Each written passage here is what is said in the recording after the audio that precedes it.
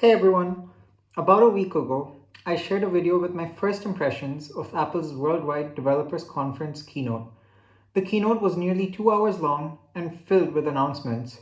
Additionally, a lot of other updates and features were not announced but have been found over the past 1 week of testing Apple's new software by me and by other bloggers. There were a lot of announcements, and I have a lot of thoughts on all of these announcements. In fact, my script is over 2000 words for just macOS and iOS, so this will be a two-part video in order to make it easier to digest. With that said, let's get right into it. Although I have an Apple Watch, iPhone, iPad, and Mac, my Mac and my phone are my primary devices. I don't want to affect the stability of any of these devices, and so the only update that I've tested is macOS Monterey through a dual boot on my computer. Like many others, my computer is the main device that I work from, so the changes in Monterey, while minimal, may have big impacts on not just me, but a lot of other people. Right from the start, we can see that there is an option to add a Memoji animation onto the password screen. It's a nifty little feature that you'll either find endearing or annoying. The good news, however, is that if you don't want it, you don't need to use it, and it's turned off by default anyway. After signing in, the UI is unchanged from Big Sur, which introduced sweeping changes such as a rounded dock, a more transparent menu bar, and other things. However, there are a few quality of life updates, such as a trick to briefly view your notifications and widgets now. Additionally, there's another great quality of life update, which is that the notifications UI has been changed. The rounded notifications go well with the rounded dock and rounded windows if you use Displaperture to round your screen corners, and everything flows really well. The new notifications fix many of the bugs that Big Sur has been plagued with, even in Monterey Beta 1. Additionally, these notifications now look exactly like the new notifications on iPads and iPhones, maintaining visual continuity for those in the ecosystem. It's a welcome update. Speaking of continuity, there are some major upgrades this year that let Macs and iPads work even better together, but only some, not all Macs and not all iPads. There's a new feature called Universal Control that lets you share your mouse and keyboard across up to 3 devices, including other Macs or iPads. This allows the Mac that you're using to work as, well, a universal controller, as the name suggests, for your other nearby devices. It's a pretty nifty feature, but based on what Apple has said, the initial setup may not be very straightforward. I'd love to test it out and let you guys know more, but my iPad doesn't support it. Another great continuity feature is that certain Macs now act as AirPlay receivers, allowing you to transmit audio or video to any Mac with a T2 chip or an M1 chip. I imagine that if you have a 16-inch MacBook Pro or an M1 iMac, both of which have 6 speakers, this is a really nice upgrade since they will now act as AirPlay 2 enabled speakers. The only thing I don't like about this is that the T2 chip is required, and I feel like older Macs would also be able to handle receiving an AirPlay stream over Wi-Fi pretty well. Another quick tidbit is that low power mode has finally come to both macOS and iPadOS. While low power mode on iPadOS works similar to how we know it works on iOS, on macOS it's a little different. The main changes are that the screen gets dimmer and that your CPU clock speed reduces. Of course, this feature is not there on any of the desktop Macs. So what you'll notice here is that there are a lot of new features that will appeal to both casual users and general consumers. Professionals, prosumers, and students don't need to worry though. There are some neat new productivity tips that are also available. Quick Notes is a cool new iPad and Mac feature that lets you create notes in a pop-up window in any of the corners. They're context aware, so if I create a quick note over a certain Safari website and visit that same website later, the same quick note will once again show up. This also works across devices. Another nice thing is that creating a quick note can be mapped to a hot corner, making this feature really convenient. Safari gets a giant update again this year, and overall, I think I like it. The menu bar is shorter vertically, tabs are more transparent than ever, and the design is overall more simplistic with a greater focus on the page you're on. I like this. Another great feature is tab groups, which let you open multiple different tabs and switch between these groups from the sidebar. Unfortunately, these tab groups do not get separate containers, but it's easier than ever to set up different groups for different purposes, such as personal and school tab groups. Extensions also work better than ever before, building upon Apple's efforts from last year. By combining extensions such as Momentum, Grammarly, and DuckDuckGo Privacy Essentials, along with the improved privacy features this year, being productive on the web in a safe and secure manner is easier than ever. Unfortunately, pin tabs have been removed, at least in this beta, and this limits functionality somewhat. I hope they bring it back. The last macOS update that I'll talk about is the new focus feature. This lets you create special focus modes which give you finer control over notifications and do not disturb in different contexts, including on an app-specific basis. For example, I could set up a school focus mode that turns off notifications from WhatsApp, FaceTime, and iMessage, and a chill focus mode that turns off notifications from Teams and Spark that I can use later in the day.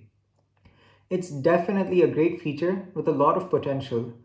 That's mostly it for macOS, although many of the features I'm about to cover in the iOS and iPad sections are common to macOS, in the same way many of these macOS features, such as the new Safari, Quick Notes, and Focus, are also present on iPadOS and iOS. Moving on to iOS, this year's update is rather small, and I think that's okay. iOS 13 was a buggy mess because of all the new features that were introduced. And iOS 14 also introduced big changes with, again, a lot of bugs. Like iOS 12, this year Apple has fixed a lot of these bugs and introduced relatively small changes throughout the OS. In short, this is a quality of life update, and I'm glad.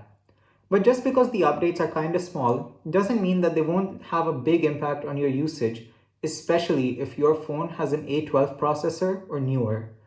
To better understand these changes, here's a short recap of recent iPhone and Apple Silicon history. In 2017, the iPhone X was released to commemorate 10 years of the iPhone. It featured a radical redesign and introduced Face ID for the first time.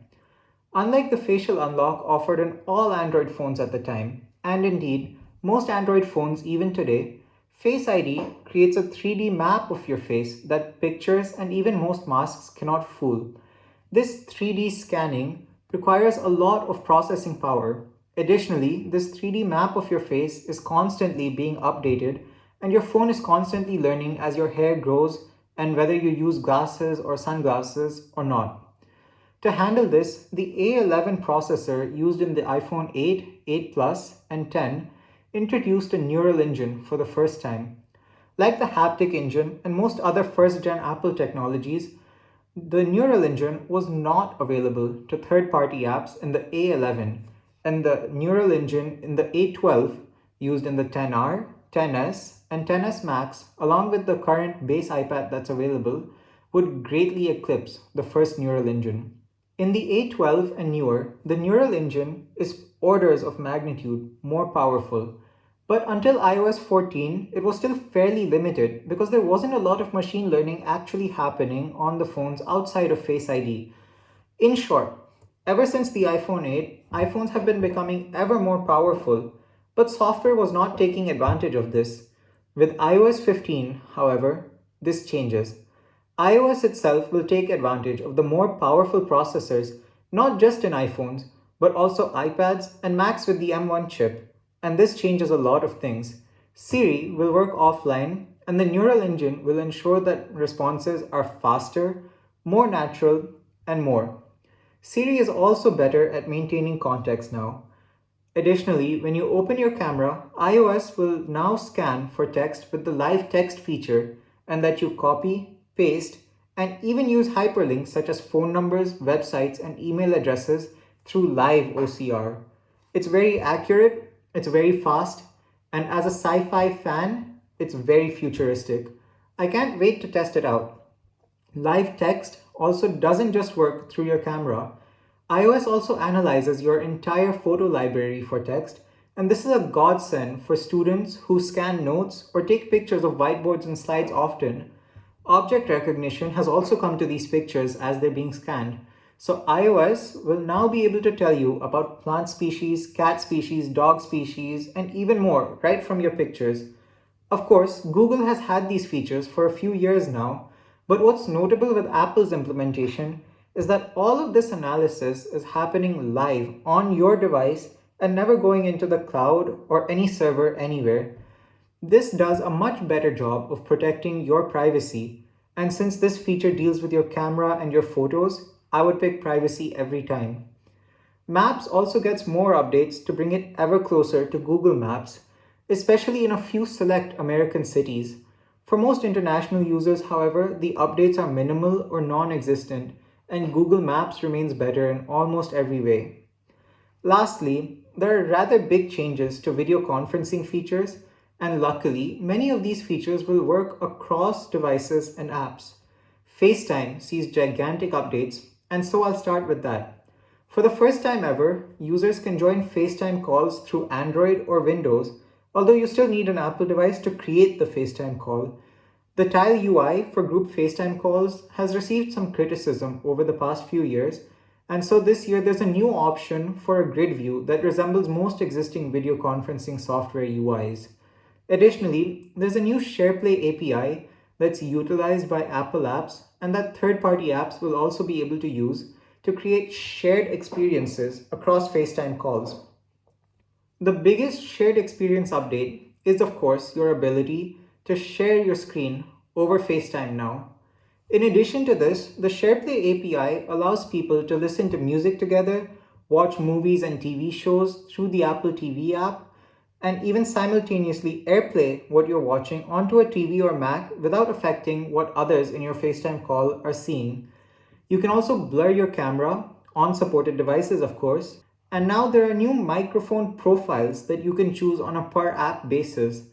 In addition to the existing normal mic mode that we're all used to, there is now an option that will allow all sounds that the mic hears without any processing happening. This is great for sharing music and instruments. Additionally, there's now a new option to use machine learning to isolate your voice from your environment and only send your voice. In the keynote, Apple demoed this feature by showing a person speaking with a leaf blower right behind them. It seems very effective, and I was definitely impressed. Another great thing is that these camera and mic features can be used in other apps too, such as Teams, Snapchat, and more. With that, we come to the end of part 1 for my in-depth WWDC video. If there are any features that you would like to see me cover across any of the operating systems, please don't hesitate to leave a comment below or contact me at iAarush Mehrotra on Instagram or send an email to arush@arushmehrotra.com. As always, I'd appreciate it if you subscribe and like the video because it supports the growth of my channel. Stay tuned for the upcoming part 2 video where I will cover iPadOS, watchOS, tvOS, and other WWDC tidbits such as iCloud Plus. See you soon!